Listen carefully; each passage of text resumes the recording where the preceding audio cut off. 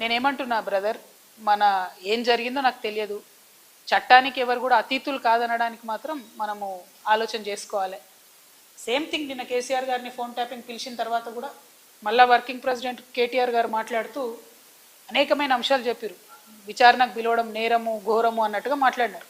నేనేమంటున్నా, ప్రజా జీవితంలో ఉన్నప్పుడు అనేకమైన అంశాలు ఉంటాయి, వాటి కాన్సిక్వెన్సెస్ ఫేస్ చేయాల్సి వస్తుంది. సో ట్రాన్స్పరెంట్గా విచారణ కొనసాగడానికి అందరం కూడా సహకరించి ఈ అంశాన్ని ఎంత తొందర క్లోజ్ చేస్తే అంత మంచిది. Thank you.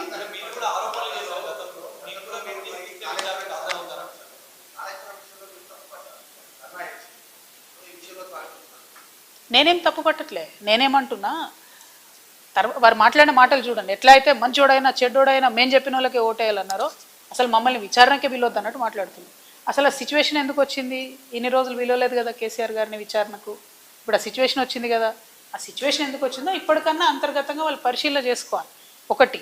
రెండు, ఒకవేళ పిలిచిండ్రు అనుకోండి విచారణకు, పోక తప్పదు. ఇప్పుడు రేపు నన్ను పిలిచినా పోతా. నన్ను కూడా అప్పుడు ఈడీసీబీఐ పిలిస్తే పోతే కదా. నేను చేసినా నేరం చేయలేదా అనేటటువంటిది నేను చేయలేదని నా మనసుకు తెలుసు, కానీ అది ప్రూవ్ అవ్వాలి కదా.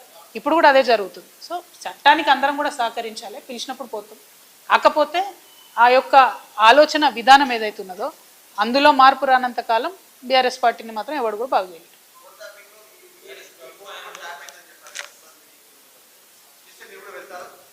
తప్పకుండా చట్టానికి సహకరిస్తాం కదా. చట్టానికి సహకరించకుండా ఎందుకుంటాం? వెళ్తాం.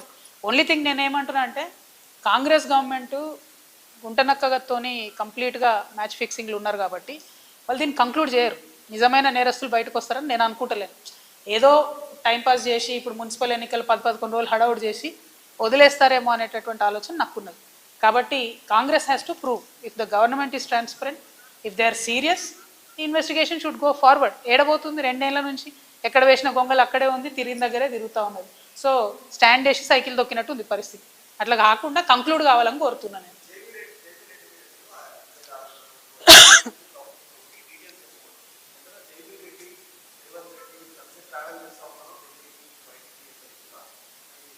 అంటే జైవీర్ రెడ్డి గారు రేవంత్ రెడ్డి గారు ఎంత క్లోజ్ అన్నది నాకు తెలియదు, నాకు అనవసరం కూడా. పాయింట్ ఏంటంటే, వారు బాధ్యత కలిగినటువంటి ఎమ్మెల్యేగా ఉన్నారు కాబట్టి వారి కంపెనీ నుండి 5,600 crores ఇన్వెస్ట్మెంట్ ప్లెడ్జ్ చేసిండ్రు ఇలా. సో వేరే కంపెనీలాగా ఇది కూడా ఉట్టిగా టైంపాస్ ప్లెడ్జా, సీరియస్ ప్లెడ్జా? వారు చెప్పాలి, ప్రభుత్వం చెప్పాలని నేను అడుగుతున్నాను. మిగతా కంపెనీస్ మేము చెప్పినటువంటి ఇప్పుడు చూపించినటువంటి